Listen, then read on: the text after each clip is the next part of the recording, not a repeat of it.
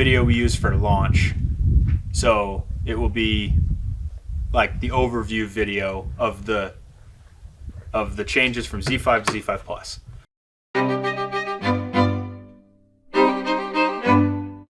Hey everybody, I am Mark Denham with Outdoorsmans, and today we are here at the range, excited to show you the brand new Z5 Plus from Swarovski. And it is exactly what it sounds like. It is a brand new iteration of the tried and true, long-lasting, very well-known Z5 rifle scope from Swarovski, and they have brought a few very requested and wanted features into this new Z5. So today we're going to go over a few of those changes that they've made. We're going to show you a couple shots shooting with this new X-Bolt 2, brand new X-Bolt 2 to us that we're going to zero today, and we're going to get down and dirty with the new Z5 Plus.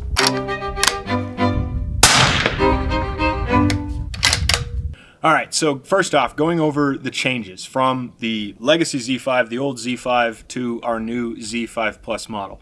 The biggest and baddest change of all is going to be your ballistic turret and your range of adjustment inside the rifle scope.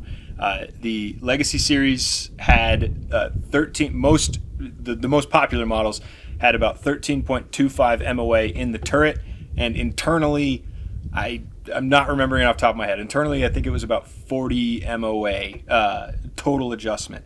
The new Z5 Plus, on all of the models of the Z5 Plus, the 2 to 10, the 3.5 to 18, and the 5 to 25, they're going to have 80 MOA of internal elevation adjustment, and they're going to have 40 MOA in the turret. So compared to the old 13.25, that's about 3 times as much adjustment in the turret that you have on this model, which is something that we've been asking for a very long time.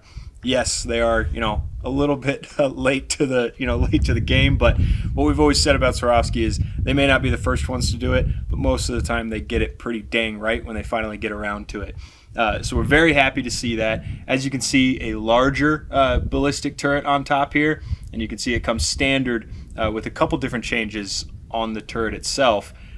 One being more customization, I guess you could call it. It comes now with 4 different colored rings, and they do have a larger dot on them. So definitely their goal here was to build a long-range hunting rifle scope. I hate to say long range, but a longer range hunting rifle scope than the original legacy Z5 series.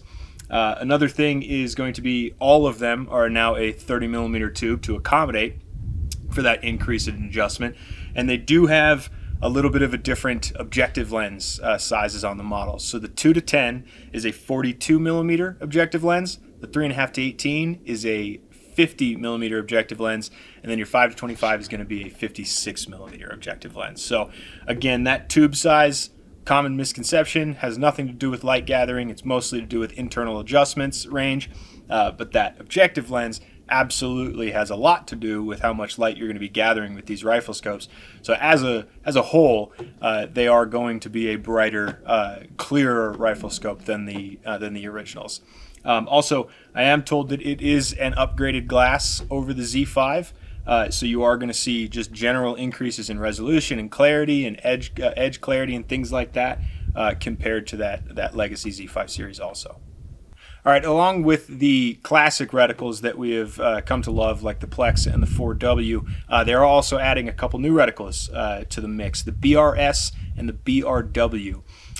These are going to be more of a long-range style rifle scope. The BRW is going to have some elevation hash marks and Christmas tree style reticle, as well as your windage, and then the BRS is the Christmas tree style drop reticle. All of these SKUs are also going to be offered with and without a ballistic turret, and then also with or without illumination. So you have endless options there. You can get the exact rifle scope with the exact reticle, with or without illumination that you're looking for. Your ballistic turret is going to add $100 to the base price, and then the illumination is going to add $200. So from the base to say a Z5 3.5 to 18, non-illuminated, non-ballistic, your illuminated ballistic version is going to be $300 more expensive than that. So two really good options, stuff that a lot of people are looking for nowadays, ballistic turrets and illumination, for only an extra $300 on top of that base price is really awesome. The Z5 Plus is just as user-friendly as the original Z5, arguably even more user-friendly, with a brand new zero-stop system that we're going to show you in just a little bit. It is very, very simple, with an included tool that you need to actually make that zero-stop adjustment, so you can do it at the range when you forget all your tools, like I constantly do. And then also a lockable turret on top. Another thing to note is these are all going to be second focal plane, just like the original Z5. No option for first focal plane. So this is definitely a hunting first style rifle scope, not necessarily targeted towards those target type shooters. Just more of a straight hunting rifle scope. They are all going to be slightly longer than their legacy counterparts. It is noticeable at first.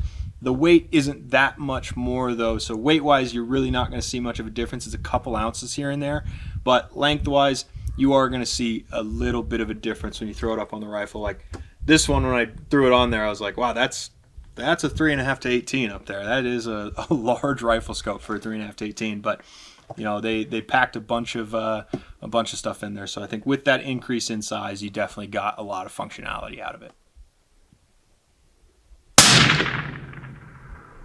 All right, so we have just taken our zeroing shots. We have got it exactly where we want it. So we are going to go ahead and bring this rifle scope back to our new zero. And I will show you exactly how simple it is. So this top cap here, you're gonna go ahead and lock your actual turret in place by turning this little guy right here 30 degrees clockwise. You're gonna go ahead and spin off this top cap.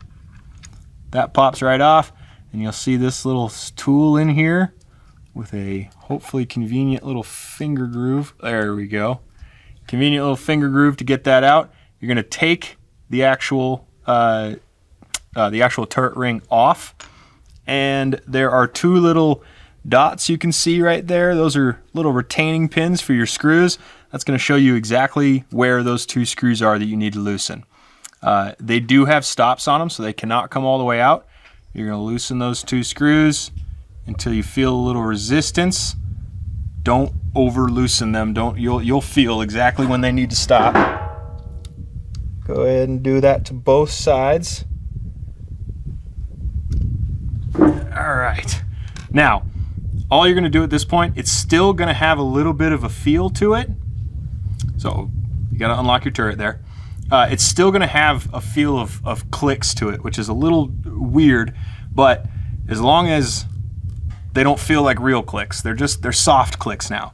You're going to bring this thing all the way back around. I did 2 full rotations back down to its new zero stop.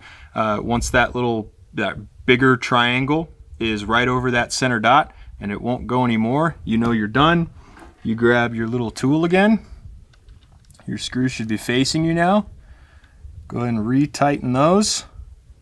And again, don't put too much pressure on these screws even when you're tightening them. Just real soft hand tightening. They don't need to be over cranked. Just like that. Take your turret ring. It's got a little notch on the inside there. It's going to correspond with this notch right here on the actual turret itself. Drop that down.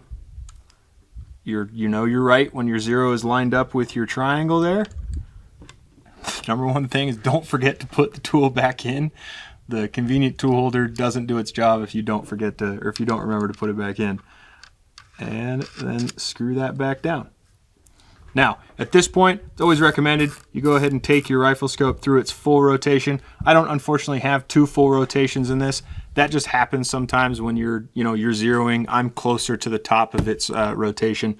I need to put a 20 MOA rail on this to bring it back down 20 MOA so I can get that full 2 rotations, but I'm getting, what is that, 19 3/4 MOA, or sorry, what is that going to be, 29 3/4 MOA on this one, which is plenty for our applications that we're going to be using it for, so don't need to worry about that.